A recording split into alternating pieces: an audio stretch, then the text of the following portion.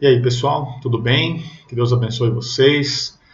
Estamos aqui na série de reflexões sobre o livro Propósito da Família. Estamos na semana 3 e hoje nós vamos falar aqui, sobre vivendo em família, os mandamentos familiares. Antes de tudo isso, a estrutura, de uma sociedade, ela depende de uma base familiar que seja sólida, onde haja ética, em que seja moralmente estabelecida ali, com as regras de respeito e principalmente de amor ao próximo. Ou seja, há mandamentos que, se forem respeitados, que se forem obedecidos, vão trazer bênçãos sobre aqueles que os praticam.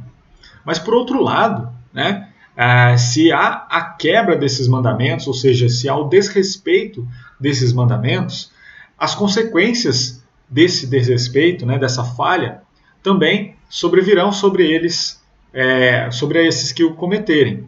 Tá? E aí a gente pode separar esses mandamentos, essas quebras, essas falhas, sobre cada um desses aspectos, diante dos filhos, diante dos pais, diante dos cônjuges. Então, tudo isso pode sobrevir sobre as pessoas que praticam esses mandamentos. Então, sobre os filhos, lá em Efésios 6, do 1 ao 3, diz o seguinte, que vós, filhos, sede obedientes aos vossos pais no Senhor, porque isso é justo. Honra o teu pai e tua mãe, que é o primeiro mandamento com promessa, para que te vá bem e vivas muito tempo sobre a terra. Então, aqui tem uma chave aos filhos, é um mandamento familiar, de que os filhos eles têm que ser temente aos pais, temente a Deus, porque isso é justo. Quanto aos pais, logo na sequência, em Efésios 6,4 diz, e vós pais, não provoqueis a ira dos vossos filhos, mas criai-os na doutrina e admoestação do Senhor. É importante que os pais tenham esse discernimento de criar os filhos debaixo dos princípios do Senhor e não provocar a ira deles. Com relação aos cônjuges, em Efésios 5, do 23 ao 24, e o verso 28 diz o seguinte, porque o marido é o cabeça da mulher, como Cristo é o cabeça da igreja, sendo o próprio Salvador do corpo. De sorte que assim como a igreja está sujeita a Cristo, assim também as mulheres sujeitas ao marido. Assim, os maridos devem amar suas próprias mulheres como seus próprios corpos. Quem ama sua mulher, ama a si mesmo. Em outra parte diz que os maridos devem amar a mulher e como Cristo amou a igreja, assim como se entregou por ela. Então o amor aqui vai além de uma aliança de casamento, fala de entrega. E qual é o maior mandamento? Em Marcos 12 nos diz o seguinte, e aproximou-se dele alguns escribas que tinham ouvido falar, e sabendo que lhes tinha respondido bem, perguntou-lhe qual é o primeiro mandamento, o maior de todos. E Jesus respondeu, o primeiro de todos os mandamentos é, ouve Israel, o Senhor nosso Deus é o único Senhor. Amarás, pois, ao Senhor teu Deus de todo o teu coração, de toda a tua alma e de todas as suas forças. Este é o primeiro mandamento. E o segundo, semelhante a este, é, amarás o teu próximo como a ti mesmo.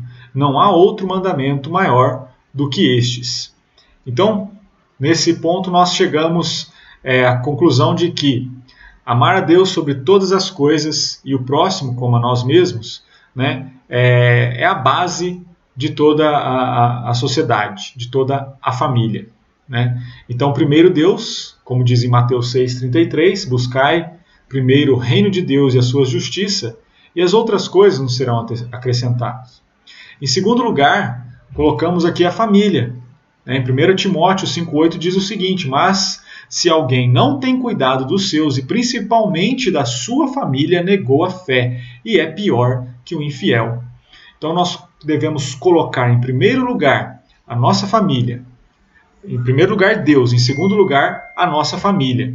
Em Timóteo Continua: convém, pois, que o bispo seja irrepreensível, marido de uma só mulher, vigilante, sóbrio e honesto, não dado ao vinho, não espancador, não cobiçoso, né? Que governe bem a sua própria casa, tendo os seus filhos em sujeição e com toda a modéstia, porque se alguém não sabe governar a própria casa, terá cuidado da igreja de Deus? Então, aqui, em primeiro lugar, Deus. Segundo lugar, a família.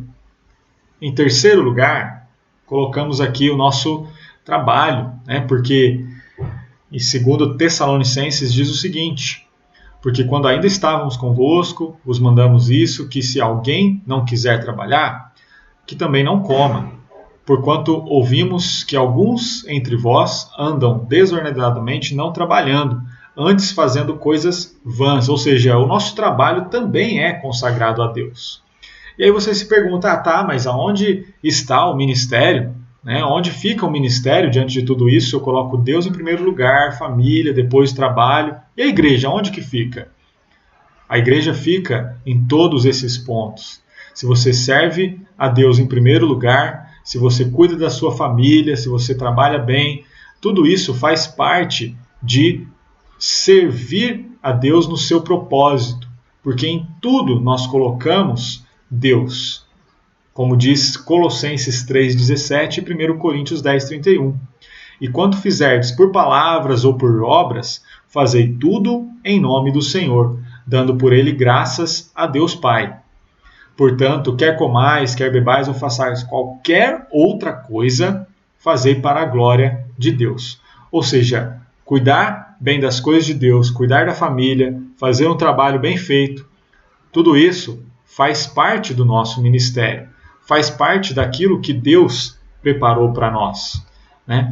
Então, que se a gente der, né, o devido valor às coisas de Deus, né, a essas atividades listadas, cumprindo o propósito de Deus em nossas vidas, nossas famílias serão, né, bem-sucedidas. Como consequência disso, a gente está contribuindo de forma positiva para uma sociedade melhor.